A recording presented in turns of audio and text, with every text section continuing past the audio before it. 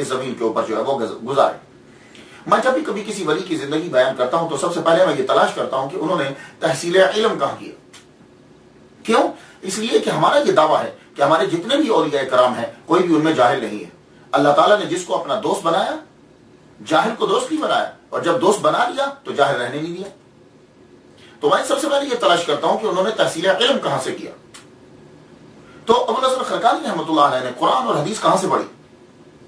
تو آپ نے کسی بھی مدرسہ سے جا کر قرآن اور حدیث کا علم نہیں لیا۔ آپ مادر ذات ولی ہیں۔ دیکھیے کہ جب بایزید بستامی رحمۃ اللہ علیہ 89 ایئرز پہلے آپ کی ولادت کی خبر دے رہے ہیں تو یہ آپ کی ولایت کی نشانی ہے۔ اور آپ فرماتے ہیں کہ میں اپنے ماں کے پیٹ میں تھا تو مجھے معلوم تھا چیزوں کا، کئی چیزیں مجھے یاد ہیں۔ تو تکوینی ولی سے کہا جائے، ٹرمینالوجی کے اندر کہا جائے گا کہ یہ تکوینی ولی ہے۔ تکوینی ولی وہ ہوتا ہے کہ جو پڑھ کے نوافل پڑھ کے نہیں بنتا، اللہ تعالیٰ کی عطا ہوتی ہے اور اللہ تعالیٰ عطا فرما دیتا ہے اسے، اور وہ پیدائشی ولی ہوتا ہے۔ ابو الحسن خرقانی رحمۃ اللہ علیہ یہ نقش بندیوں اور مجددیوں کے 7ویں امام ہیں۔ یہ سن لیجیے، نقش بندیوں اور مجددیوں کے 7ویں امام ہیں، یہ پیشوا ہیں۔ تو آپ پیدائشی طور پر جو ہیں وہ ولی، تو گویا کہ گھر کے اندر ہی آپ کو بنیادی چیزیں جو ہیں وہ ملتی جا رہی ہیں۔ لیکن ہم یہ نہیں کہہ سکتے کہ فلاں مدرسے میں پڑھا، فلاں استاد کے شاگرد تھے یہ۔ ہاں، یہ آپ کا طریقہ تھا کہ جب آپ پر نماز فرض ہو گئی تو پھر آپ کیا کرتے تھے؟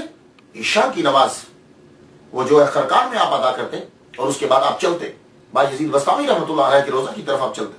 بایزید بستامی رحمۃ اللہ علیہ کے روزے کے اوپر جا کر مراقبہ فرماتے آپ۔ جب آپ مراقبہ کرتے وہاں تو مراقبہ کے بعد فاتحہ کے بعد آپ دعا مانگتے۔ اب دعا مانگتے ہیں، اے اللہ جو فضل تو نے ابو یزید بستامی رحمۃ اللہ علیہ کو دیا ہے وہ ابو الحسن کو بھی عطا فرما۔ پھر آپ واپس الٹے پاؤں واپس آتے۔ اب جا کر دیکھ لیجیے آپ کہ بستام اور خرقان کا کتنا فاصلہ ہے، سمجھ آ گئی؟ تو اب آپ واپس جب آتے تو اب آپ کمر نہیں کرتے، یوں منہ روزہ کی طرف اور یوں واپس پلٹتے جاتے۔ 12 سال تک آپ نے یہی کام کیا۔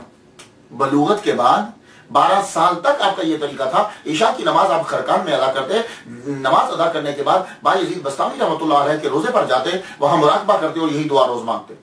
12 سال جب گزر گئے تو تربت سے آواز آئی، ابو یزید بستامی رحمۃ اللہ علیہ کے روزے سے آواز آئی، اے ابو الحسن اب وقت آ گیا ہے، تو ایک جگہ بیٹھ کر مخلوق کو اللہ کی راہ دکھا، اور جو تو دعا مانگا کرتا تھا وہ قبول ہو گئی، چل الحمدللہ سے پڑھنا شروع کر دے اور خرقان کی طرف واپس پلٹ جا۔ تو حضرت ابو الحسن خرقانی رحمۃ اللہ علیہ نے جب یہ آواز سنی تو اب آپ نے سورہ فاتحہ شروع کر دی پڑھنا، الحمدللہ رب العالمین الرحمن الرحیم، اور واپس خرقان کی طرف جانے لگے۔ جب خرقان میں پہنچے تو پورا قرآن مجید پڑھ چکے تھے اور اللہ تعالیٰ نے ان کو عطا فرمایا اور وہ پورا قرآن مجید ان کو زبانی یاد ہو چکا تھا۔